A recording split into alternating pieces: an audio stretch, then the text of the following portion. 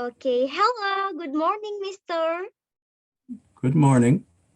How are you today? I'm very well, thank you. Wow, it's really nice. It is nice to meet you here, and it's always Yeah, wonderful to meet new teachers. we didn't know each other yet, so I wanna introduce myself. My name's Wardah Lathifah, and I'm student in English Education Department, and this is my friend. Please tell about yourself.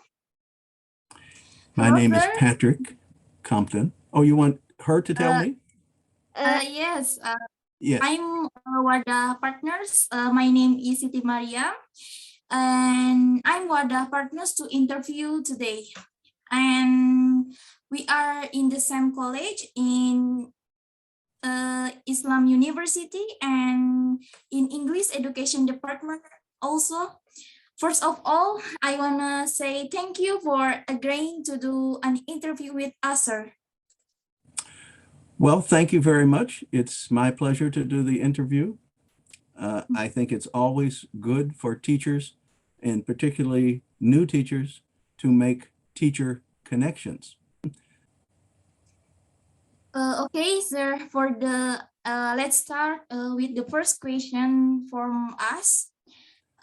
Before that, for that the audience know you, can you introduce yourself again? It may be name, current country, or of residence, etc., which you think it can stay be conveyed. First, my name is Patrick Compton.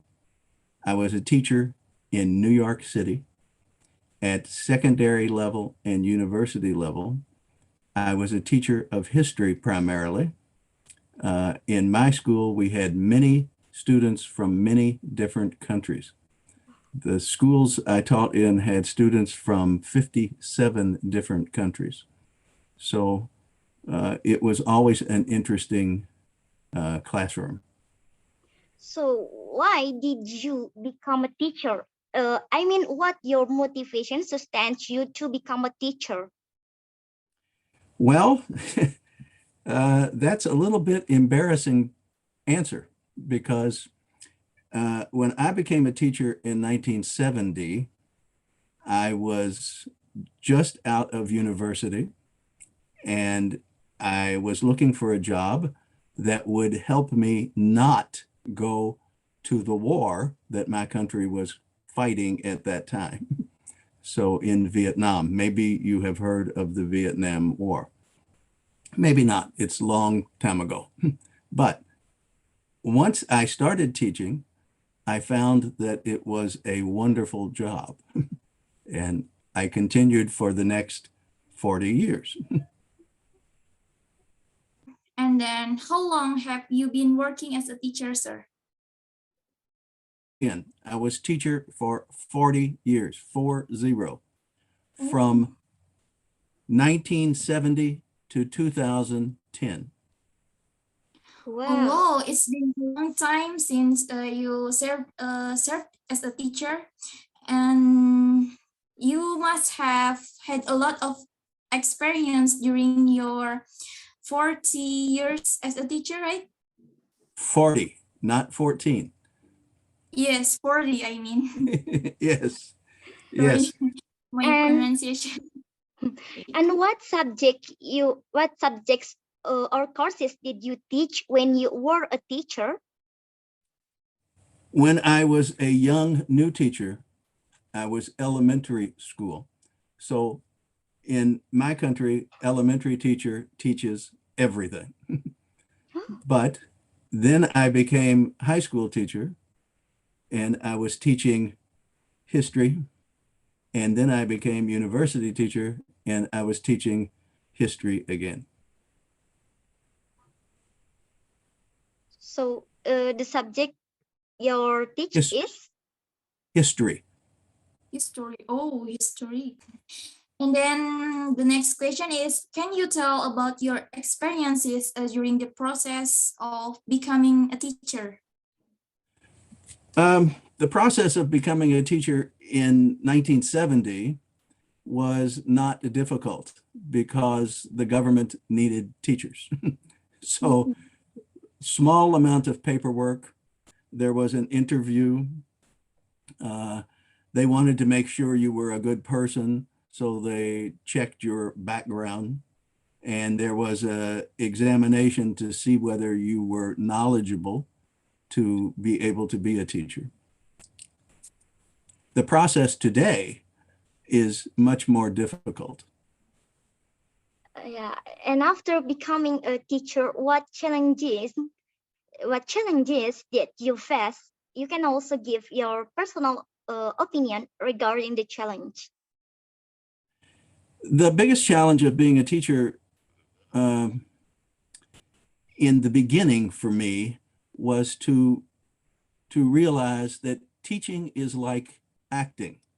You're on a stage all day long and you have an audience and you must relate to the audience and you must keep them, the students, interested. Once I understood that and made sure I was well prepared each class time, each lesson was well developed, then the next big challenge was the enormous amount of paperwork. You know, you have to prepare the lesson and you have to revise the lesson and you have to change the lesson when something doesn't work. And even if the lesson works, then there is homework to grade and essays to look at and read.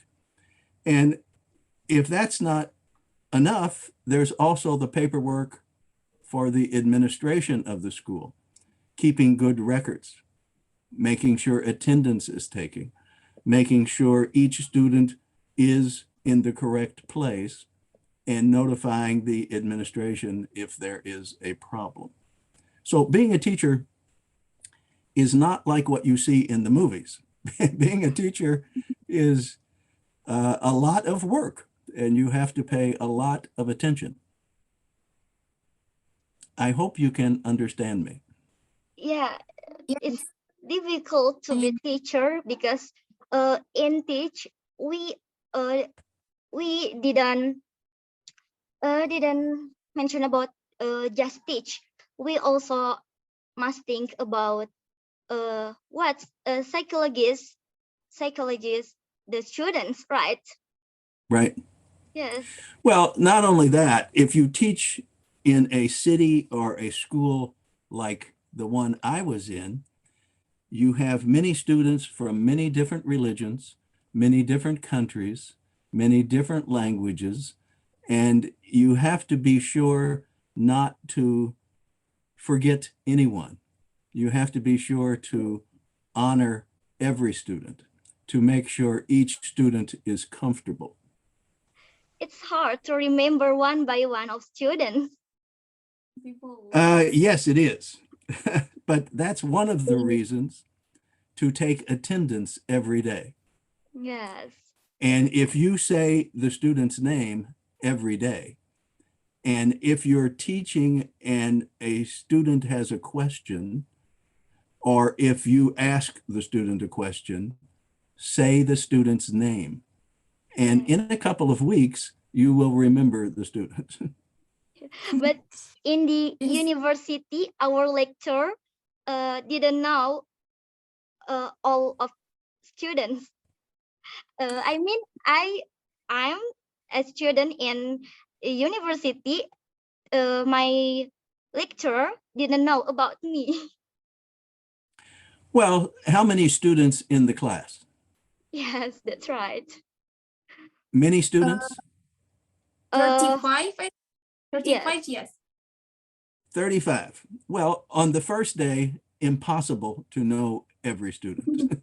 Yes.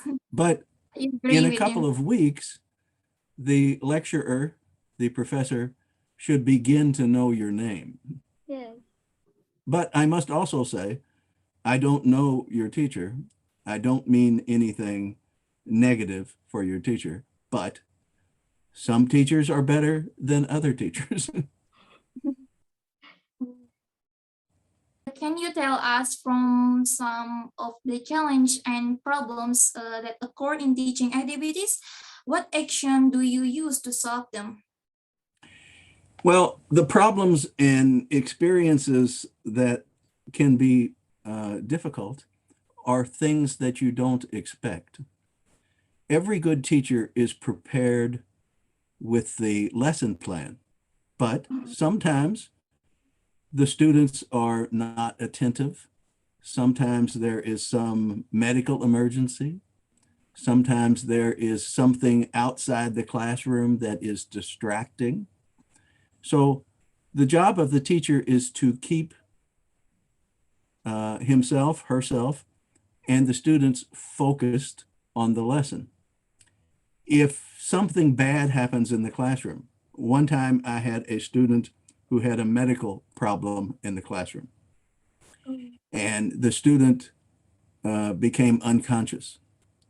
So the teacher, me in this case, I had the problem of having to address the medical problem, but at the same time, take care of all the other students.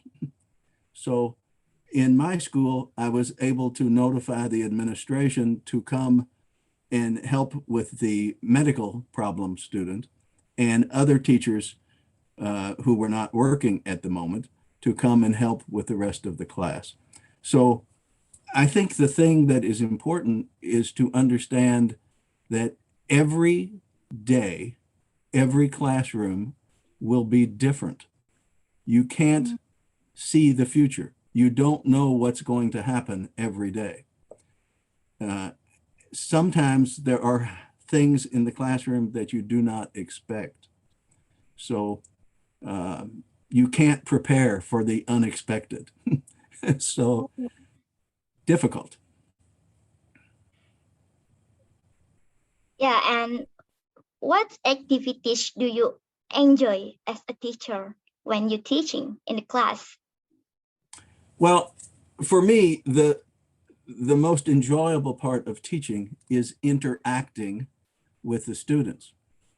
As history teacher, I presented a lesson and I expect the students to interact with me with questions and answers. And I expect them to make correlation between a cause and event in the lesson. So as a teacher, it is not much fun to lecture, to be the only person talking.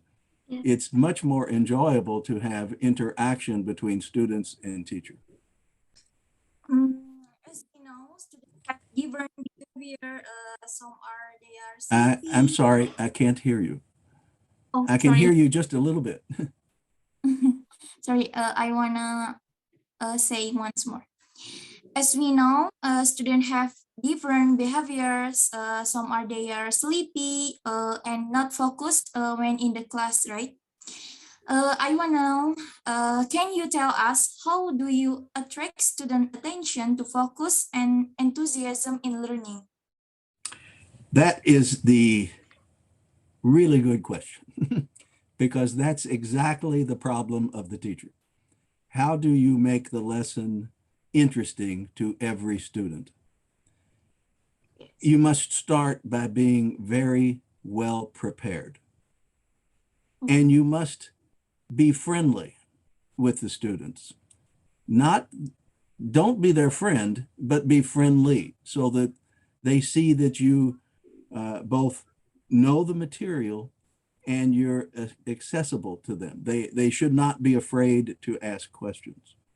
Now, in every classroom, there are students who are good and there are students who are less good. Yes. So you have to modify the questions and the lesson. If I'm having a classroom where every student in the classroom is paying attention and interacting, that's wonderful. But that doesn't happen every day. So if I have a lesson that is going very well and most of the students are participating, and yet there's one student or maybe two who are sleeping or talking, At first, I will ignore because I don't want to jeopardize the flow of the lesson for the rest of the students. But if the sleeping student or the talking students don't begin to pay attention, I might walk by their desk and just tap my fingers on the desk, not on the student, but on the desk. And if I walk quietly by the talking students, even though I'm teaching the lesson, I may walk slower by the talking student and say quietly, please pay attention. It's important not to embarrass the student. If you embarrass a student, even if the student is wrong, it usually makes the situation more difficult. Yeah, so the next question I want to ask is, what method do you usually use when teaching? Because I believe that every student have ability, and what the method to improve the ability of your students? Well, you are correct. You must have a methodology. You must have a way to communicate with the students. Some teachers lecture, and that's all. They just stand in front of the class and talk and talk and talk and talk and talk. I don't like that methodology because I don't think it works. Secondly, it's difficult if you're the only person talking. You get very tired very quickly. So not good. Also, your question implies that each student is different and each student may learn in a different way. So it's important to vary your methodology. However, each teacher will find that one methodology is more comfortable for the teacher than other ones. For me, I liked a seminar style methodology. Now, what do I mean by seminar? Well, it's kind of a lecture, but it's an interactive lecture. You will say to the students the material that you want them to know, and you should not speak in a very monotone type of voice. That's not good. You want to have emotion and expression in your voice. And you should use the student's name to simply say, if I'm talking about a history thing, I would say to the student, and student's name, what do you think about this? And also in my classroom, it was important for me to walk around the room, not stand in one place. The students can get bored very quickly. So make them have attention by doing things yourself. Don't stand in one place, walk around the room, walk from the front and the back, walk from the east to the west, and always communicating. And when you ask a student a question, don't immediately expect an answer. Give the student a few moments to compose the answer. Of course, don't wait 10 minutes, but give the student a few moments. And then if the student has no answer, try not to embarrass the student. Say something polite like, okay, we will come back to you, and then move to another student. So the important thing is to be well prepared, know what you want to say it, and be interactive, expecting the students to also talk and have opinions. Yeah, it's really helped me to prepare my career in the future. Maybe later, when I become a teacher in the future, I will apply your method in my class. I think. Oh, I hope that is true, and I hope it works for you. But Yes. remember that when you become a teacher, you have to, number one, be very well prepared with the curriculum. Number two, you have to be comfortable in presenting the curriculum. So my methodology might work for you. I hope it does. But become comfortable in whatever way you can express yourself to the students. And other thing, don't do the same thing every lesson. Make it a little different every now and then. Okay, I remembering. So the next question is, can you tell us what was the most memorable moment for you and you remembering to this while being a teacher from those 40 years? That is another difficult question because there are many, many memorable moments. But there are a few that stand out. I will tell you one. I was teaching in New York City. This was a high school class, and I had a new student from China. And she was a 11th grade student. And her language skills were not very good.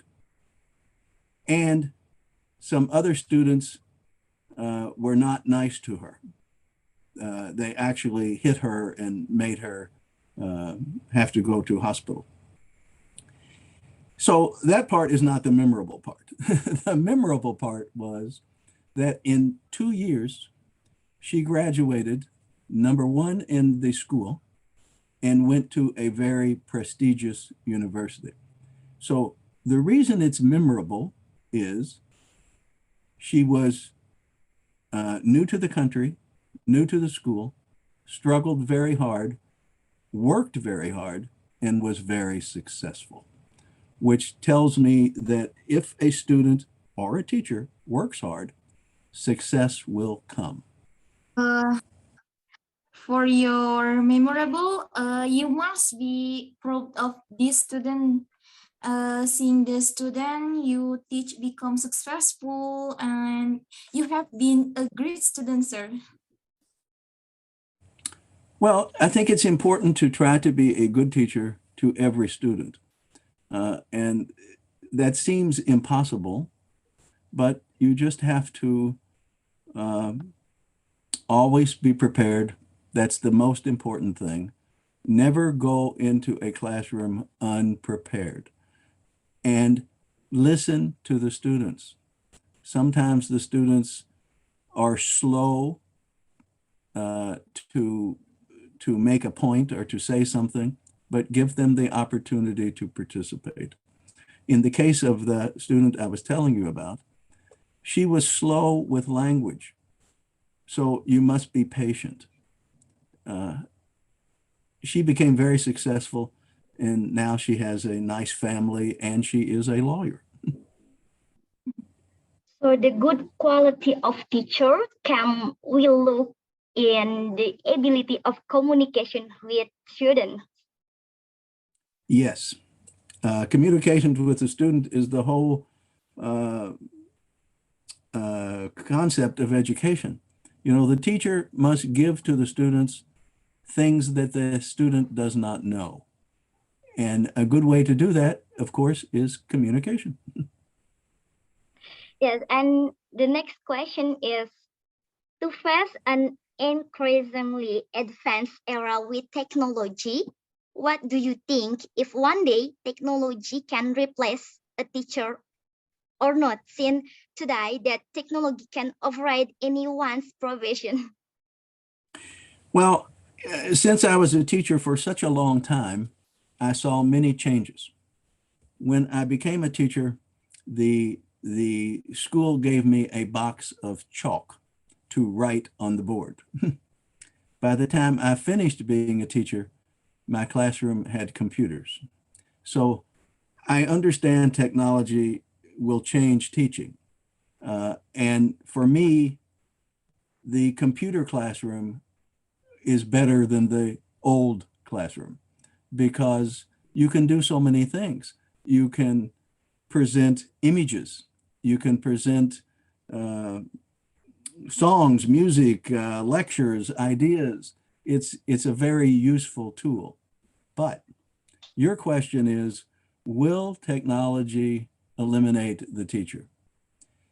If technology tries to eliminate the teacher, education will suffer because the student relates to technology in a different way than the student relates to a real human being. So, for example, if you call up a store where you're trying to buy something, do you want to talk to a computer or do you want to talk to a real person? Yes. And in the classroom, I think it is even more important. The computer cannot show the student enthusiasm. The student will never see excitement from the computer. The student will never be able to have a real, meaningful conversation with the computer. That's And a technological classroom, while it is good, it cannot replace the teacher in so many ways. The teacher can be friendly, the computer's just a computer. The teacher can be empathetic and understanding. The computer just waits for you to hit the next key. So I do not believe that technology will ever replace the teacher. However, the good teacher will learn to use technology to make himself or herself a better teacher. yes, because we live in a 4.0 era. So we as teacher must use technology. Oh, absolutely true. Yes.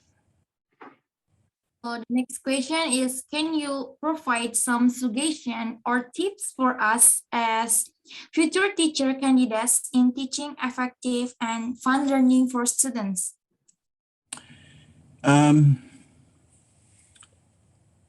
I think you're asking me, can I give you some hint or some idea how to meet the need of the student? Is that correct? Suggestion or tips for us as future teacher candidates in teaching effective and fun learning for students. As a future teacher, I think you must keep your eye and your mind on what you want to do. Why do you want to be a teacher? Is it to get a paycheck? Is it to interact with younger people so that they have a new course in their life? Is it to just have something to do? If it's just to get a paycheck, maybe you shouldn't be a teacher. If it's just to have something to do, there are many things to do.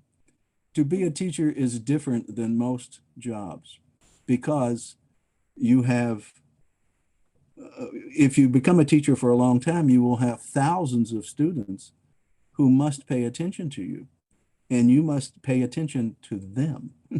So be authentic, be a real person, listen to what they say, and give them good instruction and good advice every day. Okay, thank you for your suggestion. It's really helped us to prepare our career in the future. And then we Well, are also remembering your suggestion. well, keep in mind that when you have a university lecturer or a teacher, and they give you many hints and many things that you should do. And you should listen to everything they say. But when you step into the classroom, it is your turn. So you must find the methodology that works best for you. Okay.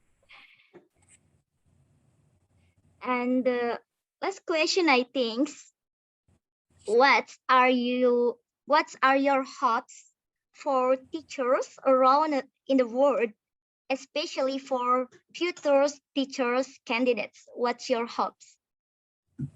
My top 4 hopes, is that your question? What do I hope for? Yeah. Yes. What are your hopes for teachers around the world, especially for future teachers candidates? I hope future teachers, the two of you, for example, remember to be well prepared every day, because the student not only expects you to be prepared, they deserve for you to be prepared. So I hope that you take the position seriously and that you prepare well. And if you do that, then my second hope is that you will enjoy yourself every day. Teaching is a demanding and difficult job, but it is also a rewarding job. Of course, you will get that paycheck that I mentioned, and everyone needs to have money to live. But in the teacher case, the money and the job are very different things. So my hope number 3 is that you will be able to have as many wonderful good students as I have had, and try to encourage your students to take your classroom seriously. It's okay to joke. It's okay to smile. It's okay to explore new ideas in your curriculum, but do all of that with a serious plan for the curriculum. And my last hope is I hope you have a long career in teaching. And because of that long career, I hope you are able to not only influence the individual students in your classroom, I hope you and your students can influence your town, your city, your country. Because, as you know, the world is interconnected, and what happens in your country can be a problem in my country. What happens in my country can be a problem in your country. And teachers can influence how people and nations get along. So be a good teacher so we can have a good world. That's good words. Thank you for your touching advice. I hope I can really become like you. You're really professional teacher. Well, I thank you very much, but I will confess that these are my goals when I was a teacher. These are my ideas, but it's hard to do this every day. Some days you go to the classroom and you have a headache, or some days you go to the classroom and you had an argument with your wife or your husband or your mother or your father, and you just don't feel like teaching. So some days you're not your best, but you should try to be your best every day. And when you're not your best, don't go home and jump off a bridge. Just go home and be better the next day. Yes, sister.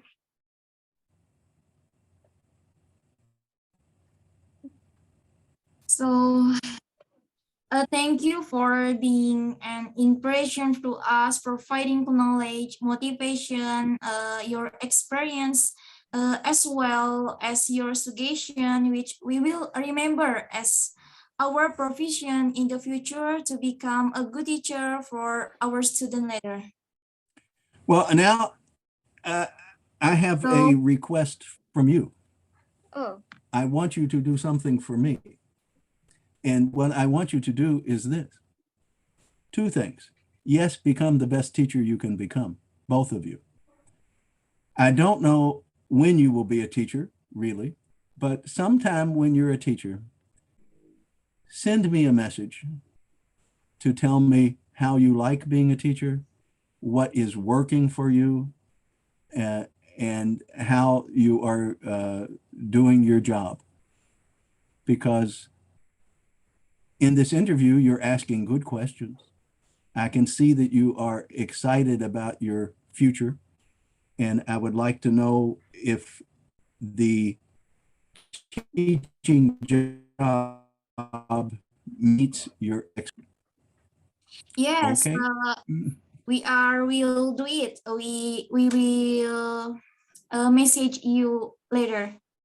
Yes, good. Thank you. We will try our my Our- best. Thank you very much.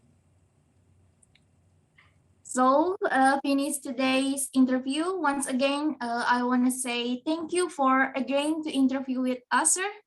Thank you for your help, and sorry if we made a mistake, and also sorry if our pronunciation is not clear, sir.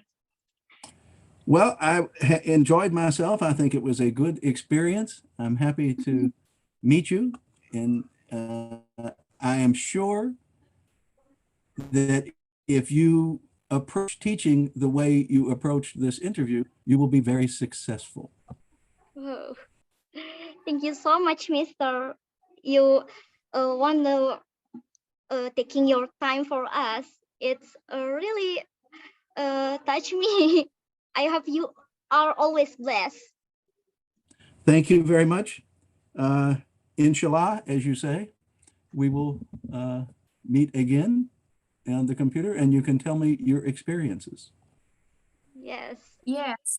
we can do it Stay in the future. Stay healthy, sir, and have a nice day, and nice to meet you. Thank you very much. I'll be waiting to hear how good a teacher you are. Yeah. Yes. Thank you so much, Mr. Thank you very Mr. much. for helping Be us. successful. Enjoy your Yeah. jobs. Okay. I Thank Bye hope you. your bye. Sunday will be happy. Bye. Yes, Have thank a you. nice day, sir. Yeah. Yes, thank you. You too. Bye bye. Yeah. Bye. Enjoy your weekend.